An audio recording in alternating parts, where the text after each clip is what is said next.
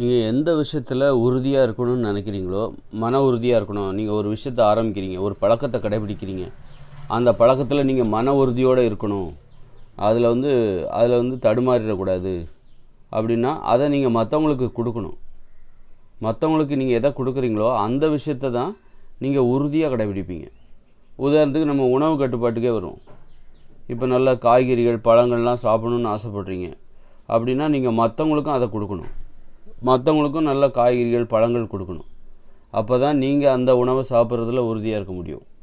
நீங்கள் மற்றவங்களுக்கு கொடுக்குறது பார்த்தீங்கன்னா, எதை சாப்பிடக்கூடாதுன்னு நினைக்கிறீங்களோ அந்த உணவுகளை நீங்கள் மற்றவங்களுக்கு கொடுக்குறீங்க அப்படின்னா உங்களால் உறுதியாக இருக்க முடியாது. அதே நேரத்தில் நீங்கள் கொடுக்காமலும் இருக்கக்கூடாது.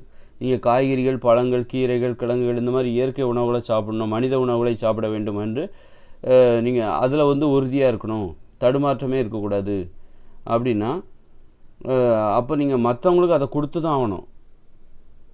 உங்கள் வீட்டில் உள்ளவங்களுக்கோ அல்லது உங்கள் நண்பர்களுக்கோ யாரை பார்த்தாலும் பிரசாத் இருந்தாங்க பழம் அப்படின்னு சொல்லிட்டு கொடுத்தாகணும். வேர்க்கடலை சாப்பிடுங்க அப்படின்னு சொல்லிட்டு வேர்க்கடலைலாம் சாப்பிட்லாம்.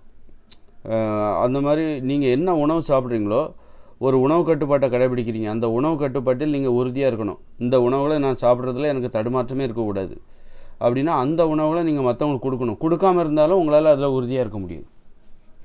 நீங்கள் காய்கறிகள் பழங்கள் சாப்பிட்ணும், கீரைகள் கிழங்குகள் பயிர்கள் பருப்புகள் கடலைகள் காளான் சாப்பிட்ணும், இதில் வந்து உறுதியாக இருக்கணும். இதுதான் மனித உணவு. அதனால் இதில் வந்து உறுதியாக இருக்கணும். இந்த மாமிசம் சோறு பூரி பொங்கல் இதெல்லாம் சாப்பிடக்கூடாதுங்கிறதுல உறுதியாக இருக்கணும் அப்படின்னா நீங்கள் மற்றவங்களுக்கு அதை கொடுக்கவும் கூடாது. சோறு பூரி எதையும் கொடுத்துடாதீங்க. கொடுத்தீங்கன்னா உங்களால் உறுதியாக இருக்க முடியாது. ஏன்னா சோறு பூரி இதெல்லாம் சாப்பிடக்கூடாது, பூரி பொங்கல் தோசை இதெல்லாம் சாப்பிடக்கூடாது. கார்போஹைட்ரேட் இந்த உணவுகள்லாம் மனிதர்களை முட்டாளாகவும் மூட நம்பிக்கையாகவும் மாற்றிவிடும், நோய்களை உருவாக்கிவிடும். அதெல்லாம் இதை சாப்பிடக்கூடாதுன்னா அது யாருக்கும் கொடுத்துடாதீங்க. கொடுத்தீங்கன்னா உங்களால் அதை நீங்கள் அதை சாப்பிடாமல் இருக்கவே முடியும். நீங்கள் எதை மற்றவங்களுக்கு கொடுக்குறீங்களோ அதுதான் உங்களுக்கும் கிடைக்கும். உங்களுக்கும் அதில் தான் ஆர்வம் வரும். நீங்கள் மற்றவங்களுக்கு நல்லது செஞ்சீங்கன்னா நல்லது செய்வதில் உங்களுக்கு ஆர்வம் வரும். நீங்கள் நல்லது செய்யணும்னு நினைக்கிறீங்களோ அதை மற்றவங்களுக்கு செய்யணும். செஞ்சால் தான் அது வந்து உங்களுக்கு ஆர்வம் வரும். அதை நோக்கி போவீங்க. அதாவது மற்றவங்களுக்கு கெட்டது செஞ்சிங்கன்னா கெட்டது செய்வதில் உங்களுக்கு ஆர்வம், கெட்டது செய்வதில் உறுதியாக இருப்பீங்க. எதை மற்றவங்களுக்கு செய்கிறீங்களோ அதில் தான் நீங்கள் உறுதியாக இருப்பீங்க, ஆர்வம் வரும். அதை தேடி தான் நீங்களும் போவீங்க. எதை நீங்கள் மற்றவங்களுக்கு செய்யலையோ அது மேலே உங்களுக்கு ஆர்வமே இருக்காது. அப்போ நல்லது உங்களுக்கு நடக்கணும்னு நினச்சிங்கன்னா நல்லதை மற்றவங்களுக்கு செய்யுங்க, அது மேலே உங்களுக்கு ஆர்வம் வரும். அதை தேடிக்கிட்டு நீங்கள் போவீங்க.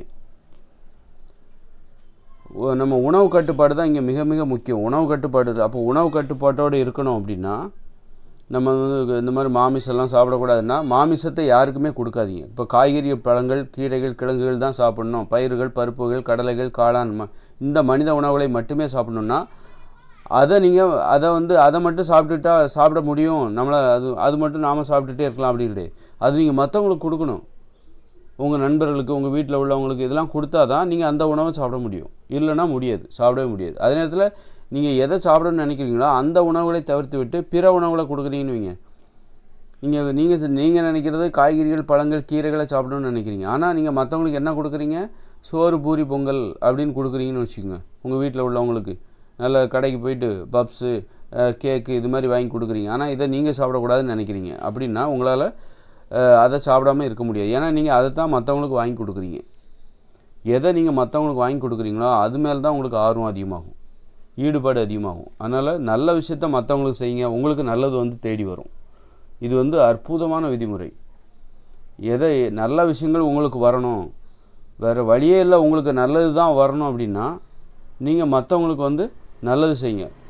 மற்றவங்களுக்கு உதவி செஞ்சால் உங்களுக்கு உதவிகள் தானாக வரும். மற்றவங்களுக்கு உதவியே செய்யலை அப்படின்னா அது எதுக்கு தேவையில்லாமல் அப்படின்னு சொல்லிட்டு நீங்கள் விட்டுட்டீங்க அப்படின்னா உங்களுக்கு உதவியே வராது. உங்களுக்கே நீங்கள் உதவி செய்ய மாட்டீங்க. இதுதான் அடிப்படை. உதவின்னா மற்றவங்ககிட்ட இருந்து மற்றவங்க வந்து நமக்கு உதவி செய்கிறாங்களோ இல்லையோ அதை விட்டுருங்க. முதல்ல நமக்கு நாமே உதவி செய்யணும். நமக்கு உதவி செய்யாமல் இருந்துடக்கூடாது.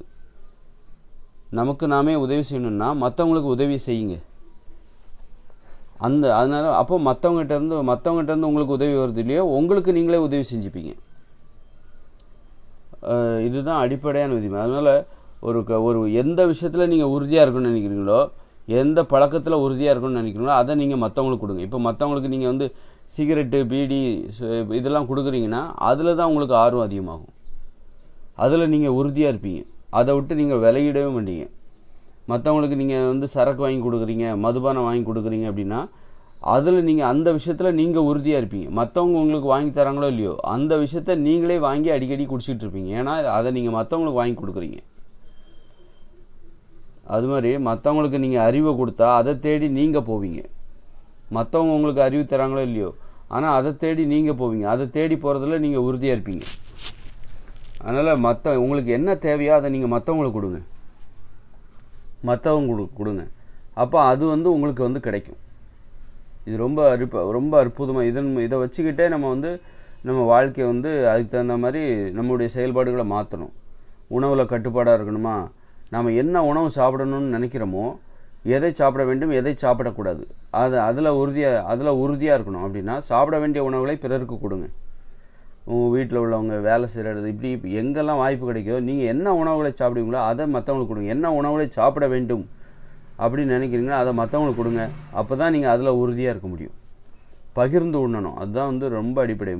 ஒரு மனித உறுதிக்கே காரணம் அந்த பகிர்ந்து கொள்வது. தன்னிடம் தான் என்ன செய்ய வேண்டும் என்பதை பிறருக்கு பகிர்ந்து கொள்ள வேண்டும். தனக்கு என்ன பழக்கம் நல்லது என்பதை நீங்கள் நினைக்கிறீர்களோ அந்த பழக்கத்தை பிறரோடு பகிர்ந்து கொள்ள வேண்டும்.